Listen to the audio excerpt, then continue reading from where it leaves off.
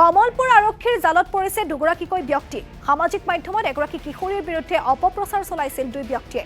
কমলপুৰ সমষ্টিৰ বিধায়ক দিগন্ত কলিতাৰ কন্যাৰ বিৰুদ্ধে চলাইছিল অপপ্ৰচাৰ। মৰিগাঁৱৰ জোনাক কুমাৰ নাথ আৰু ডিব্ৰুগড়ৰ প্ৰীতম গগৈয়ে সামাজিক মাধ্যমত চলাইছিল অপপ্ৰচাৰ।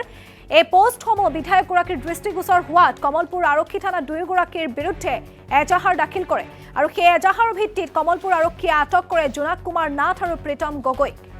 পুনৰবাৰ জনাব বিচাৰিছো, কমলপুৰ আৰক্ষীৰ জালত পৰিছে দুগৰাকীকৈ ব্যক্তি। সামাজিক মাধ্যমত এগৰাকী কিশোৰীৰ বিৰুদ্ধে অপপ্ৰচাৰ চলাইছিল দুই ব্যক্তিয়ে। কমলপুৰ সমষ্টিৰ বিধায়ক দিগন্ত কলিতাৰ কন্যাৰ বিৰুদ্ধে চলাইছিল অপপ্ৰচাৰ। মৰিগাঁৱৰ জোনাক কুমাৰ নাথ আৰু ডিব্ৰুগড়ৰ প্ৰীতম গগৈয়ে সামাজিক মাধ্যমত অপপ্ৰচাৰ চলাইছিল আৰু সেই অপপ্ৰচাৰ পোষ্ট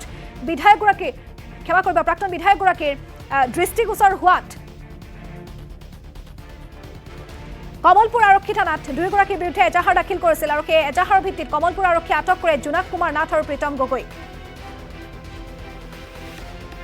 আমি কামৰূপ আৰক্ষী আৰু কমলপুৰ আৰক্ষী থানাত ধন্যবাদ জ্ঞাপন কৰিছোঁ, কিয়নো বিধায়ক দিগন্ত কলিতাৰ জীয়ৰীক পেলেষ্টাইনৰ সমৰ্থনত পোষ্ট কৰা বুলি যি দুগৰাকী ব্যক্তিয়ে সামাজিক মাধ্যমত অপপ্ৰচাৰ চলাইছিল, মৰিগাঁৱৰ জোনাক কুমাৰ নাথ আৰু ডিব্ৰুগড়ৰ প্ৰীতম গগৈ, তেখেতসকলে এগৰাকী পঢ়ি থকা কন্যাক তেখেতসকলে যি অপপ্ৰচাৰ চলায় এই কন্যাগৰাকীৰ মৰ্যাদা হানি কৰিছিলে। তাত বিধায়কগৰাকী অসন্তুষ্ট হয়।